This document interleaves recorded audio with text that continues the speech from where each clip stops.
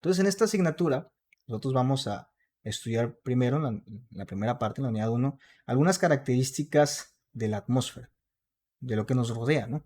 Y la primera pregunta que nos vamos a hacer es, ¿de dónde nace la idea de estudiar el movimiento del aire, lo que definimos como viento, para generar energía eléctrica? Entonces, eh, ciertamente el viento se utilizaba desde momentos prehistóricos, ¿no? Desde la llegada del molino, para utilizarlo como fuente de movimiento para diferentes procesos culinarios, y también usar el molino de agua y el molino de viento para ese tipo de movimientos y trabajos, ¿no? Ustedes recordarán, ¿no? Pues que el molino fue un invento bastante revolucionario en su época. Sin embargo, se dejó de utilizar el viento como fuente de movimiento, fuente de energía, por un periodo prolongado de tiempo, hasta que llega la máquina de vapor. Entonces, con la máquina de vapor, ustedes conocen ya la historia, que la revolución industrial trajo bastantes incógnitas en el área de la ingeniería. Y se vuelve a preguntar la humanidad, ¿no? ¿Qué tal si usamos el viento para, en vez de usar vapor, calentar agua para cambiarla de fase, y existe un gas que tenga mucha energía para hacer un movimiento, como el vapor de agua que pasa por las turbinas para generar energía eléctrica? ¿Qué tal si usamos algo que no se ocupe calentar? ¿Qué tal si usamos eso que ya existe aquí, que se llama viento? Hacer lo mismo que lo que hace el vapor de agua cuando lo calentamos, cuando llega a una temperatura muy alta, como vapor sobrecalentado, y podríamos generar energía, ¿no? Entonces, esa incógnita comienza a partir del siglo XX.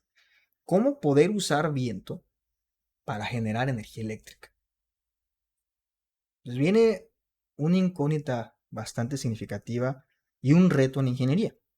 Entonces, por ahí de la década de los 90, se empieza a ver el auge o el crecimiento de la energía eólica y de la industria eólica a nivel mundial. No fue antes, fíjense. La investigación, de hecho, por ahí remonta en los 30, 40, 50. De hecho, hay varios personajes, ¿no? Si ustedes leen lo que es la historia de la industria eólica, hay varios personajes que funcionan como líderes en lo que es investigación, en lo que es desarrollo de la tecnología para aerogeneradores y en los movimientos sociales para impulsar una energía sustentable y limpia. No es hasta los 90 en donde se empieza a ver la aplicación real y empiezan a surgir los primeros parques eólicos que generan un, un nivel significativo de energía. Porque eso es muy importante, ¿eh? Nosotros sabemos que hay varias fuentes de energía renovable, pero escalarlos a nivel significativo es muy difícil. Y les voy a dar un caso.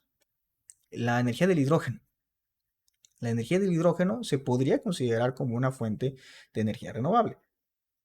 ¿Por qué? Porque tenemos hidrógeno por todos lados. Simplemente tú puedes hacer electrólisis del agua, generas hidrógeno. Ya ustedes llevaron electroquímica, ¿no?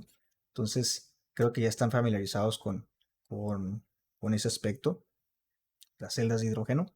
Y podrías usarlo porque simplemente la combustión del hidrógeno produce agua y ya. No produce ningún contaminante. Y generas una combustión, generas un movimiento, generas una expansión. Esa expansión se puede usar al igual que la expansión de un motor y hacer un generador a base de combustible de hidrógeno. Sin embargo, ¿por qué no se ha hecho? ¿Nos han preguntado eso? ¿Por qué no se ha hecho? ¿Por qué no hay una escala grande de eso? ¿Cuál es el principal obstáculo para poder ver ese tipo de generación de energía eléctrica a base de una fuente renovable? Esos obstáculos se llaman obstáculos de ingeniería. ¿Ok? Y bueno, los ingenieros se encargan de romper los obstáculos, ¿no? Ustedes se están formando en diferentes áreas y diferentes disciplinas, en diferentes ciencias, en diferentes áreas de la ingeniería, para poder romper esos obstáculos. El primer obstáculo, hablando del caso del hidrógeno, es que el hidrógeno es sumamente explosivo. De hecho, la molécula de hidrógeno es la molécula más pequeña que existe. La molécula, ¿no? No el átomo. No hay molécula más pequeña que el hidrógeno. Por eso es tan fácil que se fugue. Entonces, si tú tuvieras un tanque de gas de hidrógeno, el empaque que logra mantener a presión constante el tanque se vencería muy rápido y a cada rato tendrías fugas de hidrógeno. Por otro lado, es, es totalmente espontánea su combustión. A la mínima provocación, explota. Entonces, tendrías que tener un tanque que logre reducir los impactos por agentes externos de una tasa increíble, ¿no? Por eso tampoco pues hemos visto autos de hidrógeno. De hecho, hay a nivel prototipo, ¿no? Pero ¿por qué no se escalan? Por lo mismo que les estoy comentando, ¿no? Obstáculos de ingeniería. Entonces, eso mismo pasó con la energía eólica, ¿no? Que por cierto, chicos, si ustedes tienen algo que decir, con todo gusto interrúmpanme y platicamos. Es como les digo, uno de los obstáculos era cómo podías mantener lubricada el rotor por, por función constante, ¿no? Hasta que logra investigarse el aceite sintético, es cuando se empieza a implementar, ¿no? Antes se utilizaba aceite, el aceite que conocemos comúnmente como no sintético o natural, que viene pues de la extracción de diferentes lugares de recurso natural. Y luego viene el aceite sintético, que se usa en una ruta de síntesis orgánica para poder lograrse y la producción pues es en una fábrica. Entendiendo esto, hay 5 puntos que debemos entender como los principales obstáculos que llevaron al surgimiento de la energía eólica como fuente de energía renovable. El primer punto fue la conciencia de la reserva finita del combustible fósil, que fue por ahí de los 70 cuando hubo una crisis del petróleo y se empezó a ver mucho el auge de que se va a acabar esto, se va a acabar el petróleo y estamos en 2021 y no se acaba, ¿verdad?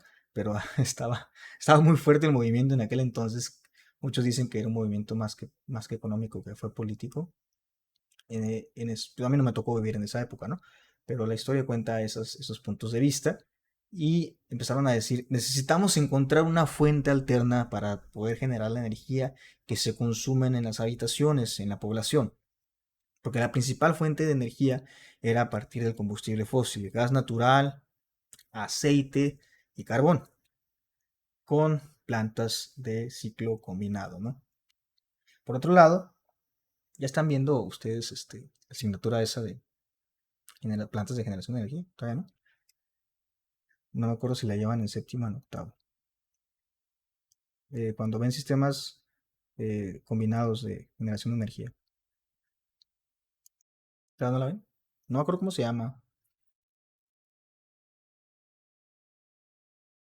Es que no me acuerdo si es de séptimo o de octavo, pero no me acuerdo cómo se llama con ustedes. Bueno, ahorita me acuerdo. Se me fue el nombre. El punto es de que en esa asignatura ustedes estudien cómo se genera la energía eléctrica, ¿no? Y cuáles son los medios, cuáles son las rutas, cuál es el ciclo, ¿no? Se llama ciclo Rankine, cuando tenemos una turbina, tenemos un generador de vapor, un condensador, etcétera, ¿no? Entonces, eso fueron las principales fuentes de energía por muchos años, la de que usaban ciclo combinado. Después se estudió que no necesariamente tendríamos que usar siempre la reserva de combustible fósil. Era, ¿cómo decirlo?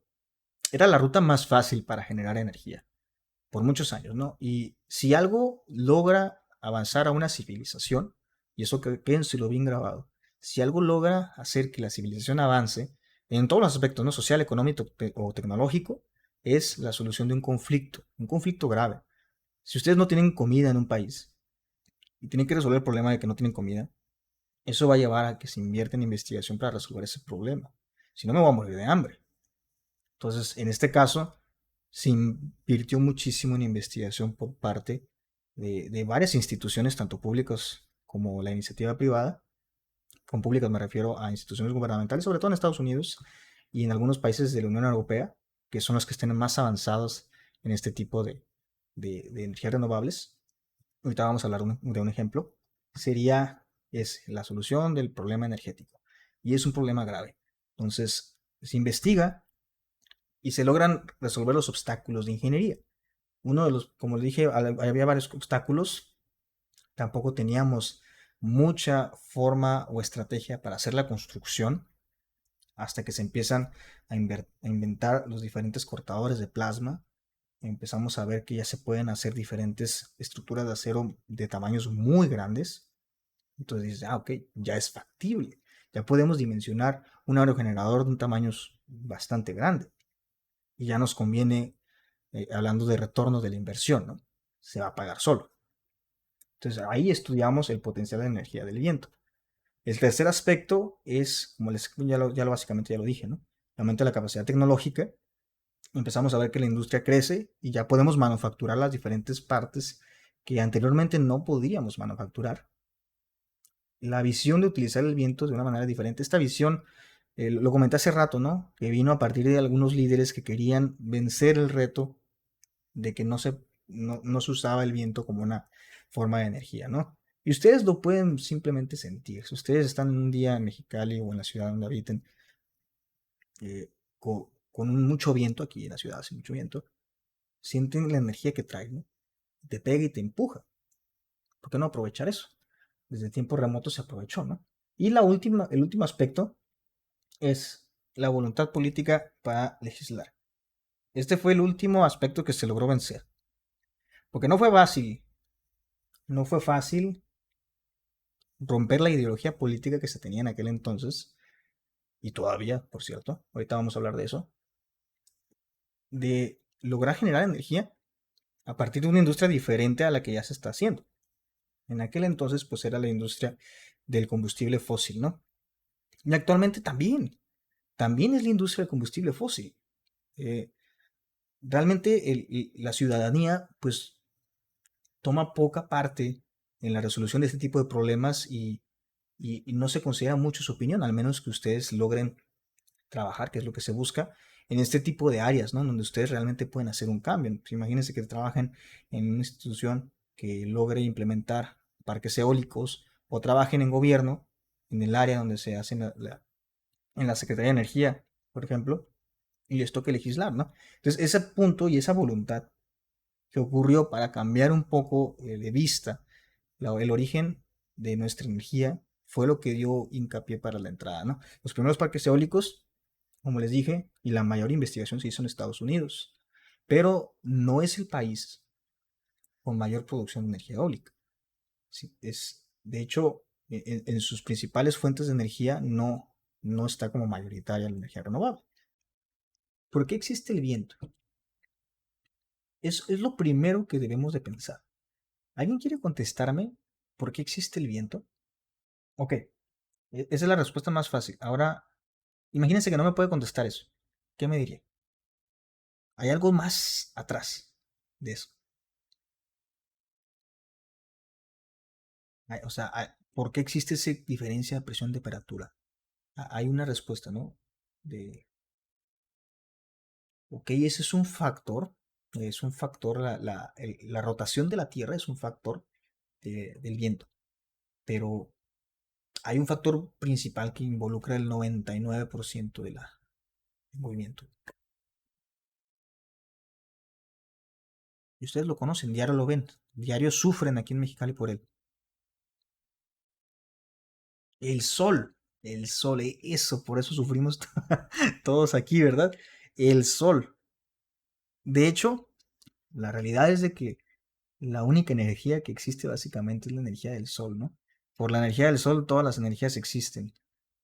Y déjame poner mi pizarrón. ¿Por qué el sol genera la energía eólica? Creo que es la parte que siempre me preguntan. ¿Cómo es eso de que el sol genera la energía eólica? Bueno, lo que pasa es de que, imagínense que tenemos la Tierra, dice el pizarrón, ¿no? Tenemos la Tierra y por acá, a una distancia muy grande, pues está el sol es más grande que la Tierra, no más que no tengo la escala, ¿no? Entonces, la radiación solar que se origina a partir de la fusión y de la fisión de átomos de hidrógeno, o moléculas de hidrógeno, perdón, y átomos de helio. Eso es lo que ocurre en la fusión y la fisión nuclear, ¿no? En la superficie solar. Logran liberar energía en forma de radiación. Y esa energía en forma de radiación no llega a la misma tasa o a la misma densidad de energía a la superficie terrestre. ¿Por qué les digo esto? Porque van a decir, bueno, pero es que si va en la misma dirección, pues debe de llegar, ¿no? Sí y no. Sí, sí y no. La densidad de energía o los kilojoules por unidad de área en cada sección de la superficie terrestre es diferente.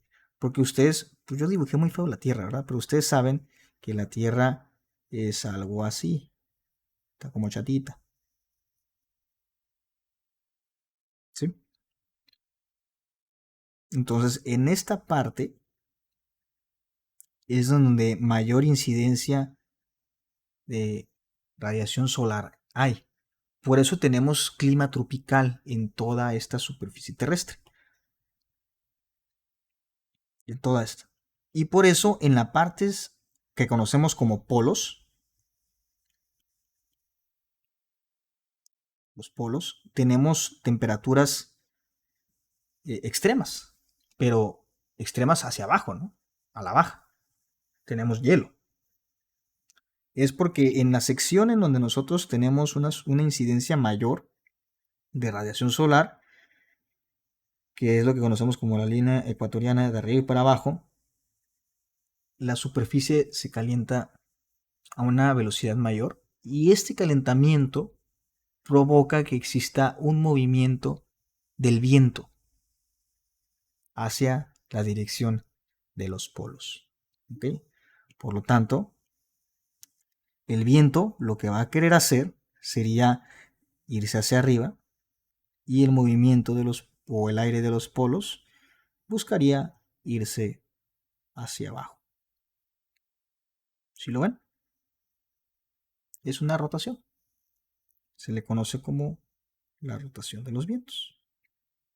Si lo vemos así, la verdad es de que es mucho más fácil decirlo que analizarlo, porque es una forma muy reducida de estudiar la generación del viento. Pero no todo es tan fácil, ¿no? Pero en resumen, el viento existe por la diferencia de radiación recibida en el ecuador y en los polos. De hecho, en esta imagen lo explico, ¿no? Que la radiación electromagnética que ustedes conocen llega a incidir aquí y aquí hay una rotación del aire, ¿no? Entonces, eh, hay diferentes propiedades en la radiación electromagnética. Generalmente ustedes lo analizan en un curso de química o de física, pero algunos de los componentes de la radiación electromagnética o principalmente los que nos competiría estudiar, eh, de manera introductoria en este curso sería nada más el- la ultravioleta, el infrarrojo y la radiación ionizante. ¿Sí las conocen, chicos? ¿Han escuchado de ellas?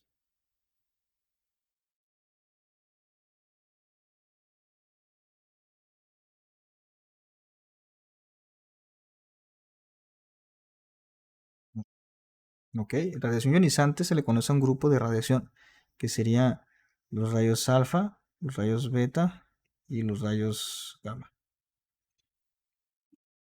Generalmente esa radiación no logra entrar por completo a la Tierra, porque si entraras todos estaríamos muertos, literal, no podría existir la vida en la Tierra.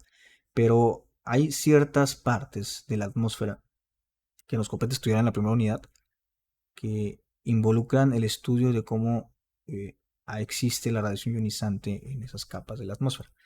Sin embargo, las otras dos sí llegan a la Tierra. La UV o la ultravioleta, ustedes la conocerán como la luz azul, que se utiliza para desinfectar, porque tiene esa propiedad que también se considera radiación ionizante al destruir el código, perdón, el material genético de las células.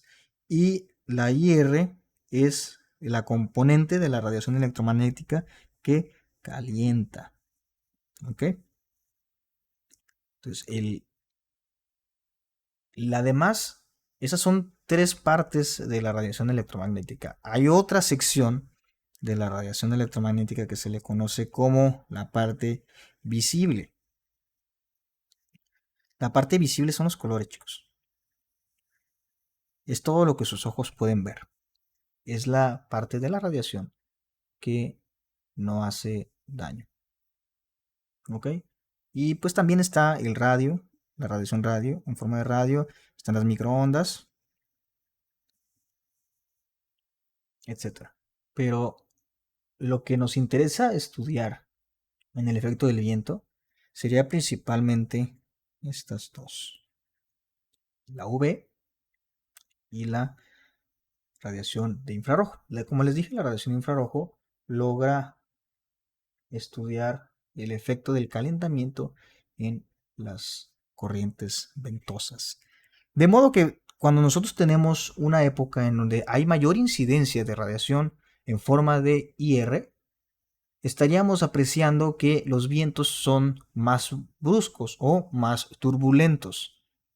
Por otro lado, si nosotros estaríamos en una época o una estación solar, perdón, estación solar, estación del tiempo, o algún fenómeno solar, porque hay algunas erupciones solares que lo provocan, estaríamos estudiando que la UV haría que existiera un cambio en la composición del viento. Entonces, el viento, ustedes saben que el viento es aire. El aire se compone principalmente de O2 y N2. Principalmente, ¿no? Hay más cosas. Pero el UV logra que una sección del O2 se transforme a O3, que se le conoce como ozono. Generalmente en una capa, en una de las partes de la capa de la atmósfera. Entonces, cuando hay un cambio de composición, hay un cambio de las propiedades físico-químicas del viento y eso altera nuestros estudios y dimensionamiento de la velocidad del viento, ¿no? Entonces, por eso es importante estudiar el enfoque desde la radiación. Imagínense que ustedes tengan eh, un, un, un paraje solar en donde la incidencia de la radiación cambia con respecto a la época o temporada, como es aquí en Baja California, que la verdad la radiación cambia por temporada. Entonces tenemos que involucrar en nuestros dimensionamientos y modelos matemáticos el, el aspecto de la radiación, chicos.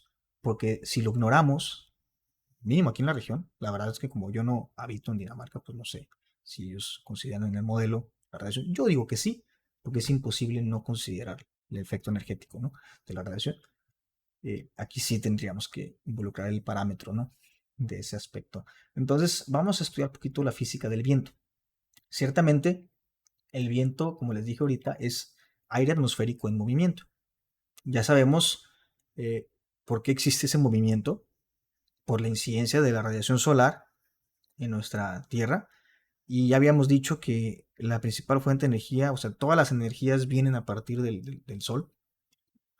Por existir el Sol, pues existen todas las demás, son variantes, ¿no? El petróleo existe porque hubo un calentamiento en las placas tectónicas y logró descomponer de forma estable la materia orgánica fosilizada. La energía eólica existe, la energía solar existe, la combustión existe por ende de la diferente, del proceso secundario, ¿no?, de la fosilización del material orgánico, etcétera, etcétera, ¿no? Entonces el Sol básicamente es lo que mantiene vivo el planeta. Pero efectivamente, si nosotros estudiamos el viento y su velocidad, entenderíamos que existe una fuerza que es medible, es tangible y está ligada directamente a la energía que posee este, que se llama la energía cinética. Entonces, yo no sé si ustedes han llevado termodinámica hasta este momento. ¿Me pueden contestar si han llevado termodinámica? ¿Ya llevaron termodinámica? Ok, perfecto. Entonces, sabrán que la energía cinética es una medida indirecta a nivel molecular de el movimiento, ¿no?, de las moléculas. Por ejemplo, tenemos un átomo, tenemos un núcleo y tenemos los electrones, etcétera, y podrán saber que el movimiento de esta molécula, movimiento o velocidad, provoca pues que exista una energía cinética molecular, ¿no? Y que el choque entre una molécula y otra, si colindan entre sí, les explico todo esto porque no sé qué tantas bases traen de termodinámica. Si hay un choque entre moléculas, eso provocaría una conservación de la energía, ¿no? La energía cinética 1 y 2, después del choque, sería lo mismo, ¿no? No más que a lo mejor una disminuiría su energía, pero esa disminución de la energía de la K1 se iría a la K2. Se conserva la energía, no se pierde. Entonces, a nivel molecular, el aire tiene la misma propiedad. El aire, al ser moléculas dispersas, porque es un gas, tiene la propiedad de conservar su energía mediante choques. Entonces, si yo tengo una molécula o supongamos, ¿no?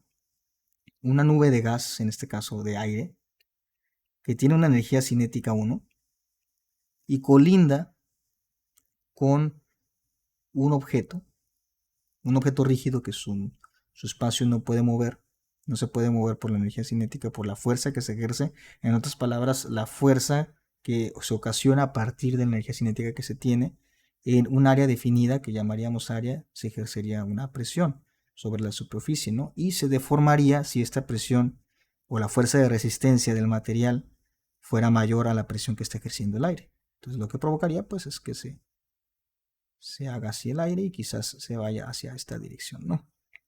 Entonces es importante saber lo que está ocurriendo con el aire y esa física, entenderla, porque más adelante la verdad es de que voy a hablar bastante de los fenómenos físicos que se involucran en los procesos de cambio de energía. Es importante entender el fenómeno, porque si no, no podríamos dimensionar aerogeneradores. Todos los aerogeneradores funcionan a partir de lo que les acabo de explicar ahorita. Nada más que ya después lo voy a detallar con ecuaciones, ¿no? Entonces, siguiendo con la clase, la fuente de energía en este caso que provoca la energía cinética es la radiación solar. La radiación solar llega, hay un intercambio energético de energía en forma de radiación a energía cinética. Y esa energía cinética hace que se muevan las moléculas y exista un movimiento de toda una masa de aire que va a buscar un equilibrio, ¿no? Fíjense, déjenme quito mi cara.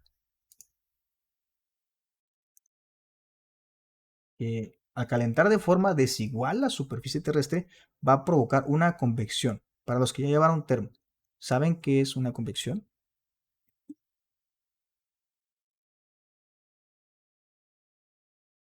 Sí, ¿no? Ah, es una forma de transferencia de calor. Ajá, en este caso, en el aire, ¿qué sería lo que ocurriría por medio de una convección? Exacto, es el movimiento, ¿no? Es la transferencia de calor en forma de movimiento. Por lo tanto, yo voy a tener, eh, déjame poner un pizarrón. Yo voy a tener, imagínense, se los voy a poner con algo que pueden imaginarse más fácil. Imagínense que ustedes tienen un vaso con agua. Un vaso con agua y el agua está muy caliente, está a 70 grados centígrados. Y ustedes le agregan un volumen pequeño de agua, un volumen pequeño de agua a 25 grados centígrados. ¿Qué va a pasar? Al mezclarse, pues va a subir el volumen, ¿no? Va a subir el volumen, pero la temperatura no va a ser la diferencia.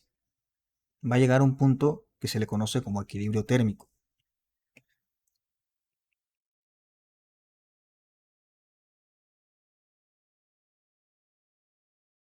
en donde, pues aparte de la suma de los dos volúmenes, va a haber moléculas aquí de 75 grados.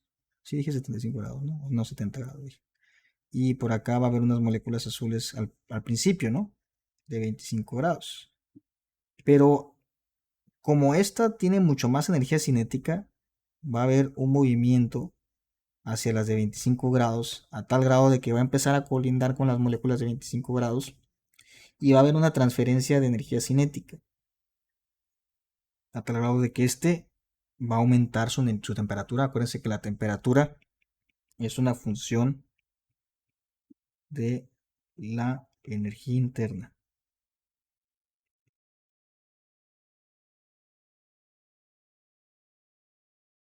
Ustedes en termodinámica estudiaron la energía interna como U y U pues hace una sumatoria de todos los de las U, energía interna.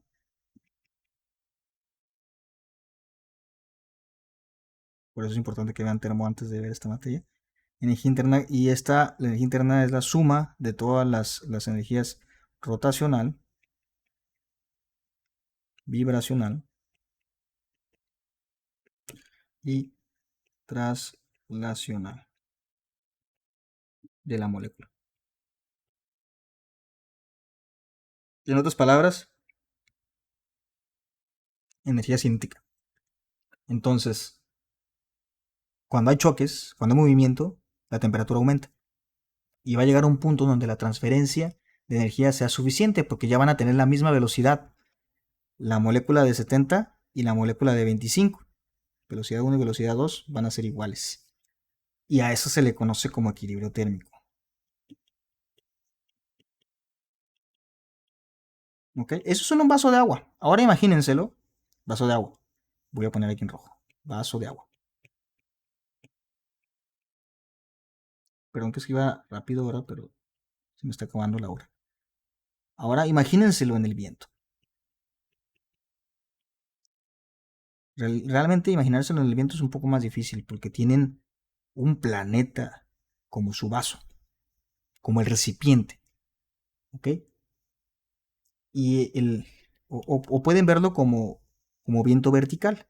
Supongamos que esta es la primera capa, la capa fronteriza o la capa límite de la superficie. Esta es la superficie y esta es la capa límite. Más adelante vamos a ver el concepto. Entonces la radiación llega y ¿qué capa creen de manera horizontal que se calienta primero?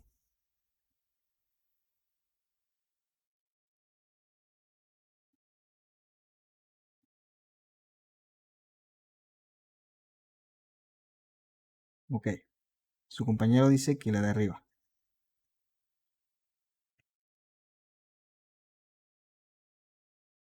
Sí, correcto. ¿Por qué la del fondo?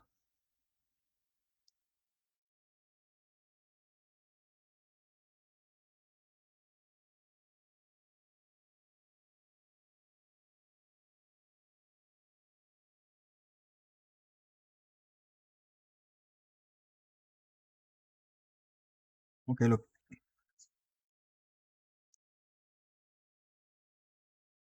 ocurriría esto, ¿no? Ok, es correcto, sí ocurre esto, pero no es la razón por la que la parte de abajo se calienta. O sea, sí ocurre esto. Miren, y es importante que lo vean desde un enfoque molecular. ¿Dónde hay más moléculas? ¿En el aire o en el suelo?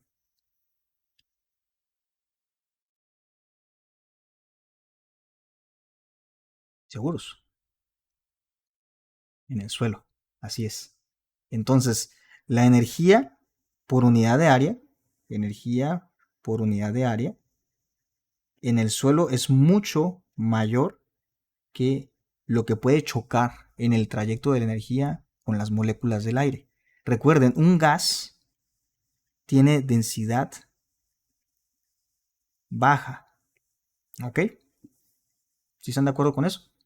Recuerden, cuando ustedes a lo mejor en su curso de química analizaron, ¿no? Hace mucho, que los gases tienen densidades bajas.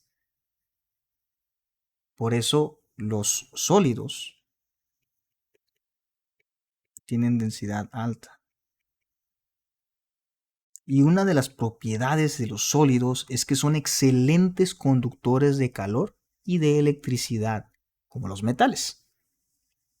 Es una de las propiedades de los sólidos. No todos los sólidos tienen esas propiedades, ¿no? Pero los metales, que son excelentes conductores de calor y de electricidad, son por eso mismo, por el acomodo molecular de cada una de sus integridades, ¿no? Entonces, por ejemplo, el suelo, al estar los átomos tan unidos, logran recibir mayor radiación y absorberla, y una parte se refleja, que esta es la reflexión, lo que se rebota para arriba, pero una parte se absorbe, y esa parte es mucho mayor a la parte que se absorbe en todo el trayecto de la capa vertical del viento. ¿Por qué les digo esto? Porque si fuera mayor la del aire, pues ni siquiera llega a la Tierra, chicos. ¿Sí me explico? Hay demasiadas moléculas de oxígeno, nitrógeno en toda la superficie y en toda la columna vertical de aire que nosotros tenemos hacia arriba de nosotros, que si fuera mayor la tasa de absorción de energía en forma de radiación, no sería posible que llegara a la Tierra. Por lo tanto, llega a la Tierra y la absorción es mucho mayor en el piso y en los diferentes materiales que tenemos en la superficie terrestre. Por ejemplo, el agua. El agua, por mucho, absorbe más que el aire. Si no, no estaría el agua templada en el Ecuador. ¿Sí me explico? Entonces, en vista de eso, la primera columna de aire que se va a calentar sería este cuadrito. ¿Sí lo ven? Perfecto. Y este cuadrito va a calentar por convección el cuadrito de arriba. Entonces este cuadrito se calienta por convección. ¿Por qué? Porque las moléculas a nivel molecular, ¿no? Estas moléculas van a empezar a chocar con las moléculas de arriba. La energía cinética se va a transferir.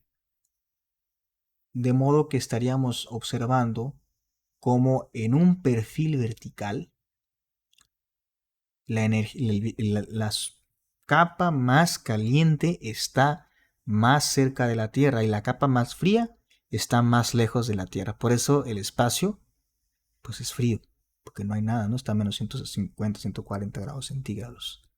Entonces, eso provoca que exista una diferencia de presiones. Existe una presión diferente por el movimiento que están ejerciendo las moléculas a través de un área específica. Que el área pues puede ser pequeña o pueden verla desde un aspecto muy, muy grande, ¿no? Entonces, la convección, que sería el calentamiento por el movimiento de las moléculas del aire, en este caso oxígeno y nitrógeno, sería que, o provocaría más bien, que las masas de aire estáticas se desplacen por el movimiento convectivo de los vientos. Entonces aquí en el pizarrón, ¿qué pasaría? Que el aire caliente sube y el aire frío baja. ¿Ok? Entonces vamos a empezar a ver. Es el clásico fenómeno del globo aerostático, que cambia la densidad del aire calentándolo y logras disminuirla, ¿no? A tal grado que logras llevar a una levitación, porque hay una fuerza de empuje. Eso simplemente es un gradiente de presión. Es el mismo fenómeno. Entonces, eso provoca pues que el aire sea transportado de lugares de alta presión a regiones de baja presión, balanceando las fuerzas de fricción y de inercia debido a la rotación de la Tierra. Entonces, en resumen, como pueden ver, ay, quería poner mi cámara. Como pueden ver, chicos, la energía eólica es estudiar todos los fenómenos que se involucran en el viento. Llevamos apenas algunos, ¿no? Algunos conceptos introductorios de termodinámica que me es importante que ustedes vean, porque más adelante vamos a empezar a meter conceptos un poquito más complicados.